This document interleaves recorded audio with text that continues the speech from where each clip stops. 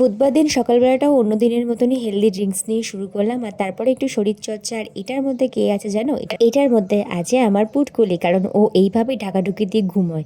তবে সকালবেলা একটু ভালোবাসাবাসি, আর তারপরে ঢিঙ্কে যাচ্ছে লাস্ট বোর্ডের এক্সাম দিতে। তাই আমি আর পুটকুলি একটু দাঁড়িয়ে ওকে টাটা দিলাম। আর আজকে আমি হয়েছি রাঁধুনি, কারণ আজকে আমি রান্না করছি গন্ধরাজ চিকেন আর সঙ্গে মোরলা মাছের ঝাল।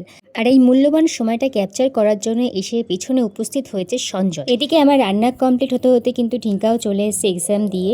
আর আসতেই দেখলাম শার্টের ব্যাগে কী সব লিখে নিয়ে এসেছে। অ্যাকচুয়ালি ওদের ক্লাস 10 শেষ হয়ে গেল, তাই 5 to 10 অব্দি স্মৃতি ধরে রাখার জন্য এইসব করেছে। আর কি বলবো, সব নতুন নতুন ব্যাপার স্যাপার। আর এক্সাম যেহেতু ভালো হচ্ছে তাই একটু আদরও করে নিলাম। বাট লাঞ্চের পরে একটু আইসক্রিম খেতে খেতে দেখে নিলাম গডজিলা সিনেমা।